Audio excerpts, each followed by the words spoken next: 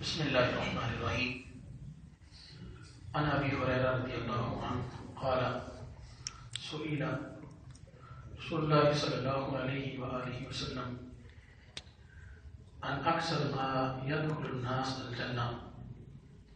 حضرت ابو ہریرہ رضی اللہ تعالیٰ عنہ حدیث کے راوی ہیں، فرماتے ہیں حضور صلی اللہ علیہ وسلم کی بارگاہ میں عرض کیا گیا، یا رسول اللہ یا حبیب اللہ پیارے آقا ارشاد فرمائیے کہ جنت میں کثیر لوگ کس عمل کی وجہ سے جائیں گے؟ سبحان اللہ۔ جنت میں جو کثرت ہوگی وہ کون سے عمل کی وجہ سے جنت میں لوگ جائیں گے؟ تو آقا علیہ الصلوۃ والسلام نے ارشاد فرمایا قال تقوی اللہ تعالیٰ، فرمایا ایک تو ہے اللہ سے ڈرنا۔ جب بندہ یہ ذہن بنا لیتا ہے کہ اللہ تبارک و تعالی اس کو دیکھ رہا ہے اور اللہ کا خوف اس کے دل میں بیٹھ جاتا ہے تو پھر وہ گناہوں سے بچ جاتا ہے۔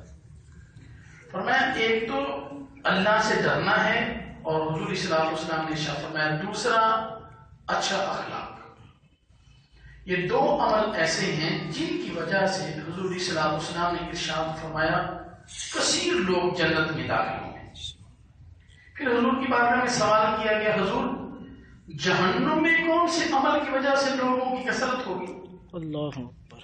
کون سا کام ہے، کون سا عمل ہے جس کی وجہ سے جو ہے وہ کثیر لوگ جو ہیں وہ جہنم میں جائیں گے؟ تو آقا علیہ السلام نے ارشاد فرمایا فقال الفم والفرج، فرمائیے زبان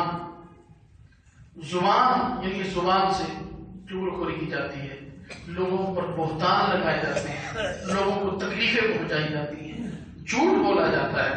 تو فرمایا یہ زبان جو ہے، اور دوسرا حضور نے فرمایا شرم کا، ان دو کی وجہ سے کثیر لوگ جہنم میں جائیں گے۔ اور اللہ سے ڈرنا، تقوی اختیار کرنا اور اچھا اخلاق۔ آپ علیہ السلام کی حدیث مبارکہ ہے، حضرت ابو درداء رضی اللہ عنہ حدیث کے میدان میں قیامت کے دن کوئی چیز حسن اخلاق سے زیادہ وزنی نہیں ہوگی۔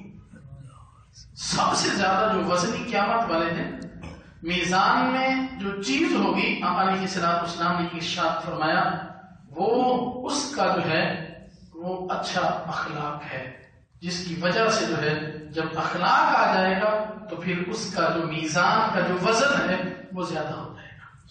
فرمایا اس سے وزنی کوئی اور چیز نہیں۔ کہ علیہ السلام نے ارشاد فرمایا اور بے شک اللہ تعالی بد زبان اور بیہودہ لوگوں کو ناپسند کرتا ہے، ان لوگوں کو اللہ تبارک تعالیٰ پسند نہیں فرماتا۔ حضور صلی اللہ علیہ وسلم نے ارشاد فرمایا یہ دو عمل ہیں، ایک تو وہ تقوی اختیار کر لے اور دوسرا اچھا اخلاق۔ فرمایا اس کی وجہ سے کثیر لوگ جو ہیں وہ جنت میں داخل ہوں گے۔